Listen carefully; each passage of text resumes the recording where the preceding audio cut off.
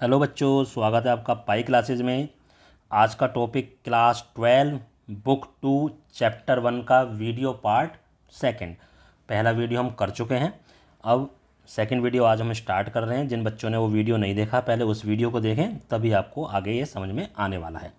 आइए करते हैं इसको स्टार्ट। और इसका जो पहला टॉपिक है हमारा आज का, वो है जनसंख्या वृद्धि। ये जनसंख्या वृद्धि या पॉपुलेशन ग्रोथ जिसको हम कहते हैं, ये हमने बुक 1 में जब विश्व जनसंख्या वाला चैप्टर पढ़ा था तब भी पढ़ी थी। देखो क्या है, क्या था, किसी प्रदेश, कोई प्रदेश हो हमारा अथवा क्षेत्र हो में किसी निश्चित समय अवधि के दौरान, यानी किसी निश्चित समय, यानी उसकी स्टार्टिंग डेट और एंड डेट हमें पता होनी चाहिए, के दौरान वहाँ रहने वाले लोगों की संख्या में जो परिवर्तन होता है उस परिवर्तन को जनसंख्या वृद्धि कहते हैं। यह परिवर्तन नेगेटिव और पॉजिटिव दोनों हो सकते हैं और इसकी दर को प्रतिशत में हम व्यक्त करते हैं, उसको जनसंख्या वृद्धि दर बोलते हैं हम। अब देखिए, जनसंख्या वृद्धि के दो घटक हैं। एक होता प्राकृतिक घटक, जिसमें वृद्धि का आकलन अशोधित जन्म दर और अशोधित मृत्यु दर से निर्धारित किया जाता है। अशोधित जन्म दर क्या है? प्रत्येक 1000 लोगों पर जन्म होने वाले बच्चे और प्रत्येक 1000 लोगों पर मरने वाले बच्चों की संख्या, वो डेथ रेट होती है हमारे पास, मृत्यु दर होती है। तो इसको हम जन्म दर और मृत्यु दर हम बोलते हैं।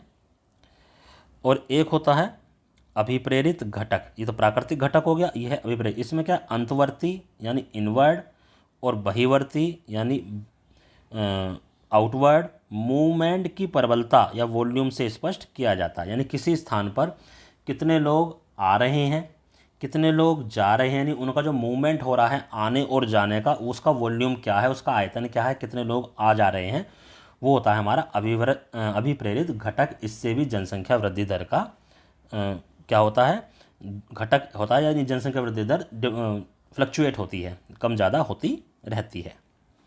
आगे कहता, भारत की जनसंख्या के दशकीय एवं वार्षिक वृद्धि दर कितनी है? 1.64%। ये 2011 की जनगणना के अनुसार है। ये भी बहुत ऊंचा है और ये लगातार बढ़ ही रहा है, कम नहीं हो रहा।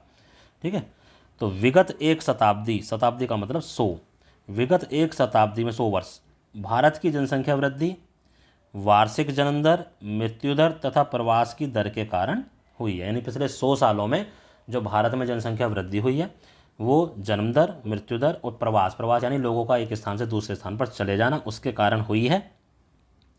यह वृद्धि विभिन्न प्रवृत्तियों, ट्रेंड्स, यानी विभिन्न ट्रेंड्स को दर्शाती है।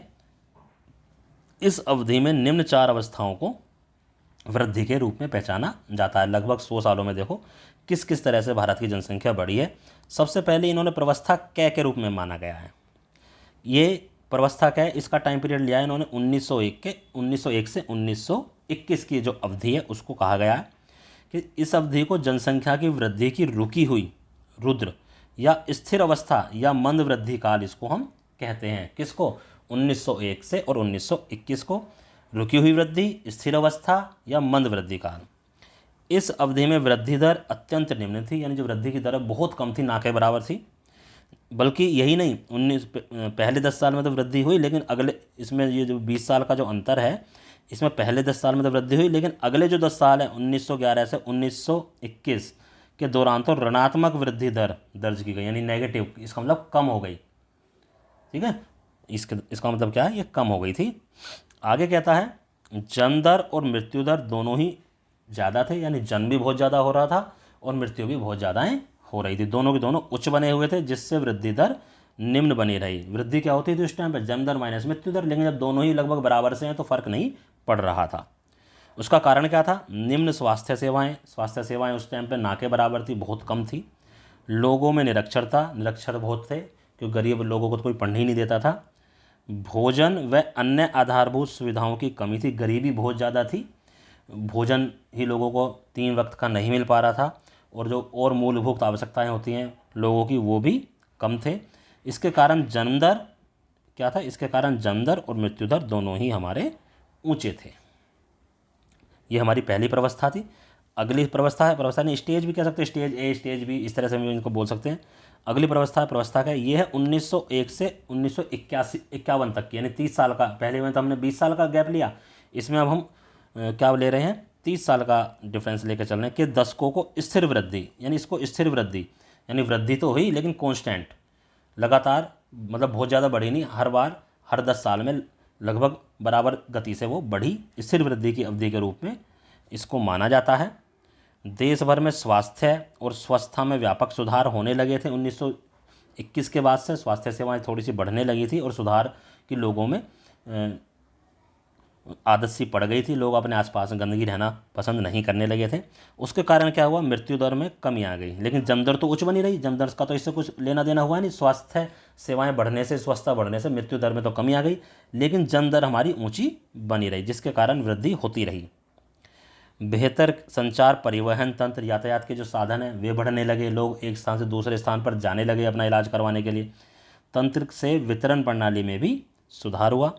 प्रवस्था क्षय के मुकाबले वृद्धि दर अधिक हो गई। इसमें जो प्रवस्था क्षय थी, क्या था, 19 से 20 के दशक की महान आर्थिक मंदी, उस टाइम पर आर्थिक मंदी भी आई थी क्योंकि द्वितीय विश्व युद्ध होकर निपटा था, तथा द्वितीय विश्व युद्ध की पृष्ठभूमि में यह दर बहुत ज़्यादा प्रभावशाली थी। 19 से 21 के वर्ष को महान जनांकीय विभाजक वर्ष माना गया है क्योंकि 1921 के बाद जनसंख्या वृद्धि होना शुरू हो गई थी और फिर ये लगातार कुछ सालों तक सेम स्पीड से बढ़ती चली गई, क्योंकि इसके बाद लगातार जनसंख्या में वृद्धि देखी गई, इसलिए इसको महान जनांकीय विभाजक वर्ष या प्रथम जनांकीय विभाजक वर्ष भी इसको माना जाता है। अब स्टेज थर्ड आ गई, प्रवस्था गए। 1951 से 1981, फिर 30 साल का गैप ले लिया कि दशकों को भारत में जनसंख्या विस्फोट, यानी एकदम से जनसंख्या बढ़ी इन 30 सालों में, कि अवधि या तीव्र वृद्धि काल के रूप में भी जाना जाता है। इस समय जन्म दर तो बहुत उच्च बनी रही, परंतु मृत्यु दर पहले से बहुत ज़्यादा कम हो गई। वार्षिक वृद्धि दर उस समय 2.2% रही।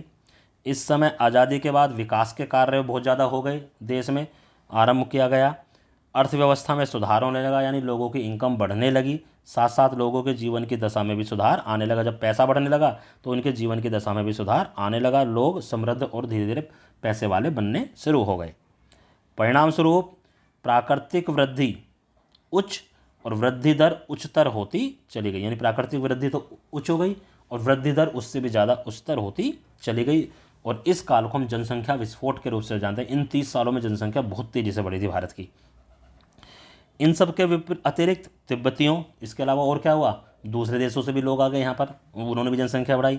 तिब्बती आ गए, बांग्लादेशी आ गए, नेपालियों को देश में लाने वाले बढ़ते अंतर्राष्ट्रीय प्रवास के कारण जनसंख्या में तेज़ी से वृद्धि हुई। पाकिस्तान से आने वाले लोगों ने भी उच्च वृद्धि दर में योगदान दिया, क्योंकि बंटवारा हो चुका था तो पाकिस्तान से भी बहुत सारे लोग आए।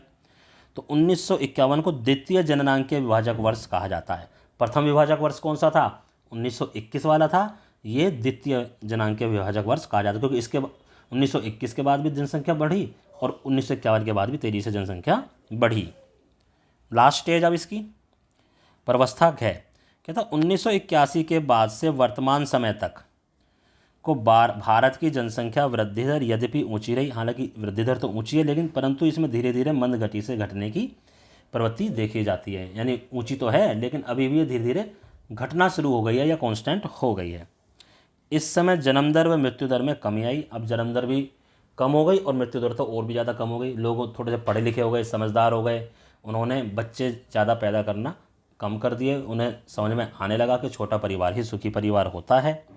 देश में विवाह की न्यूनतम आयु में वृद्धि हो गई, पहले न्यूनतम आयु 14 साल थी, अब आपको पता है लड़कियों की अब 18 साल कर दी है, लड़कों की 21 साल है, इसको और भी अब आगे बढ़ाने की कोशिशें चल रही हैं। तो विवाह की जब न्यूनतम आयु बढ़ गई तो अपने आप ही जन्म दर में वृद्धि रुक गई। महिला शिक्षा में भी सुधार हुआ, पहले महिलाओं को कोई पढ़ाता नहीं था तो महिला शिक्षा में सुधार हुआ, महिलाएं पढ़ने लगी तो उन्हें भी अपने स्वास्थ्य की प्रति ज्ञान बढ़ गया। हालांकि देश में वृद्धि दर अभी भी उच्च ही है, कम नहीं है। ये जो 1.64% है इसको हम कम नहीं कह सकते, क्योंकि 100 करोड़ का जब 1.64% निकालोगे तो बहुत ज़्यादा आएगा। तथा 2025 तक हमारे देश की जनसंख्या 135 करोड़ हो जाएगी विश्व विकास रिपोर्ट के अनुसार, यह इतनी हमारे पास हो जाएगी। तो आज की वीडियो में बस यही, हमने जनसंख्या वृद्धि पढ़ा और उसकी 4 स्टेजेस क्या हैं भारत में, वो स्टेजेस किस किस रूप में जानी जाती हैं उनको पढ़ा। इनसे बहुत सारे संभावित MCQ बनते हैं, तो इस वीडियो को आप बहुत ज़्यादा ध्यान से देखें। उम्मीद करता हूँ आज की वीडियो में आपको सब कुछ समझ में आया होगा। धन्यवाद।